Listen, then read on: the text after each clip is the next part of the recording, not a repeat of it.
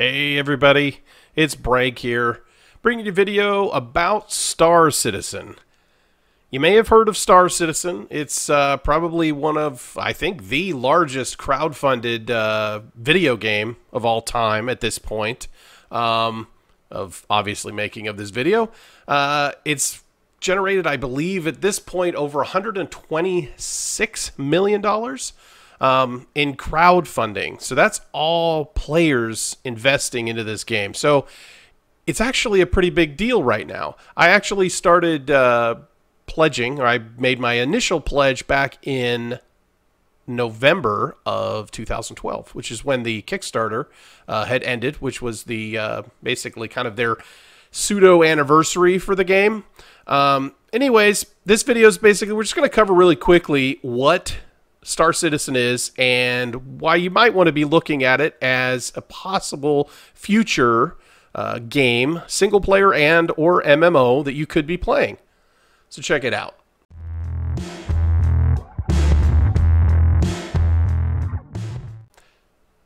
What Star Citizen really is two different games, right? You've got Star Citizen, the MMO, which is at this point looking like it's going to be out sometime in the year 2017, possibly 2018, depending on how development goes. But it's definitely not going to be out this year, and probably, which is 2016, and or next year, which is 2017. It probably won't be out at that point. It is currently, right now, in alpha phase, and I would say it's probably somewhere around mid-alpha.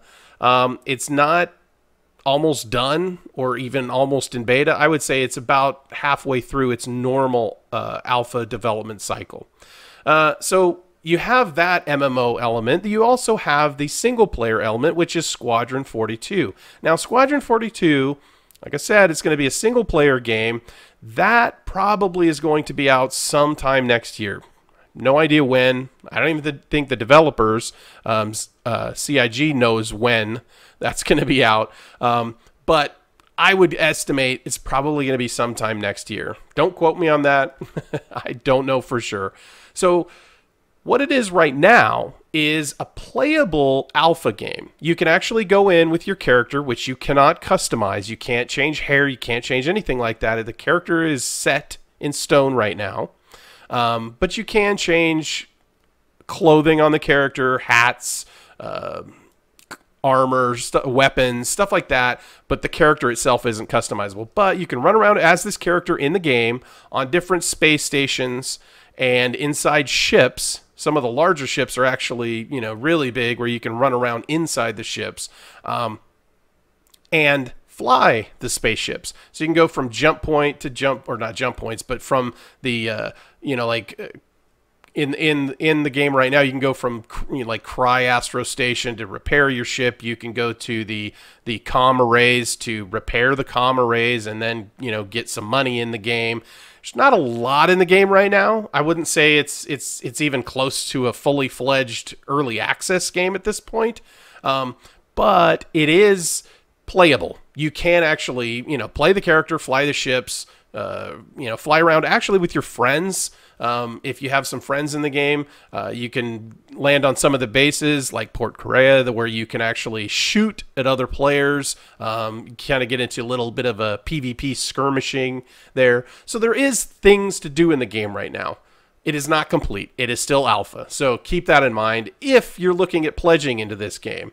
Now, the reason I'm bringing this up now is pledging into this game right now is actually not a bad idea, because November is the month where generally they've had a yearly sale. And the yearly sale tends to bring back a lot of the ships that aren't pledgeable at this point. So if you're looking at getting into the game, it's actually a really good time, because you're going to be able to find maybe the ship that you really enjoy flying around space in and be able to pledge for it. If you wait, that ship might not be pledgeable in the future, and you'll have to wait till the game comes out to be able to buy that ship in-game with in-game credits. Now, that's a really cool thing about the game, is they've said all of the ships that they're selling now, selling/pledging, whatever you want to call it, are going to be purchasable in-game with in-game credits. So don't feel the need that you have to get every ship that you really want.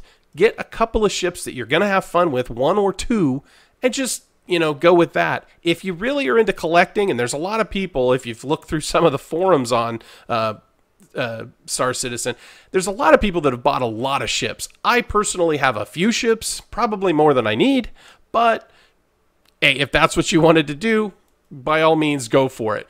Some of the cool things, I'll just run down a couple of the cool things that I like about the game so far, or that I like about actually the development of the game so far, is the developers, Cloud Imperium Games, are very open and transparent with the development cycle, more so than any other game company that you'll find out there right now. It's kind of refreshing, but it also takes a little bit of logic and tact to actually look at it, because most people, when they first see a normal development cycle, they don't understand how, and why things get pushed back. Why development dates and release dates and stuff constantly get pushed back. Well, this kind of gives you an idea of why those things happen. And if you do follow the development of this game, which actually is, I think, part of the fun of this game, is seeing kind of where it came from and where it's going and where it's at right now. It'll give you kind of a good insight into how game development actually works. I mean, this is a fairly large company now. It started out as a pretty small company, not a small game development company. It actually was probably a medium-sized development game company, and now they've moved into the realm of fairly large. So it gives you a really good idea of kind of what's going on. They have multiple weekly updates on the game through things like Around the Verse, which is kind of their weekly update on what's going on in the game.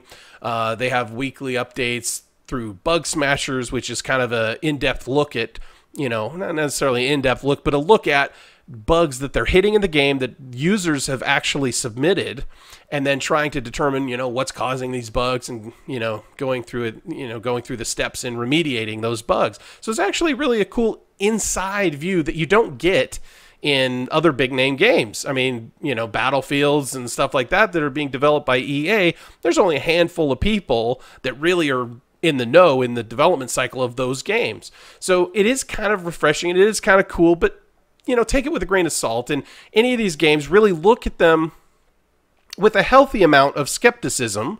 It is still basically an early access, alpha, whatever you want to call it. It is not a released game. It is not a finalized game yet.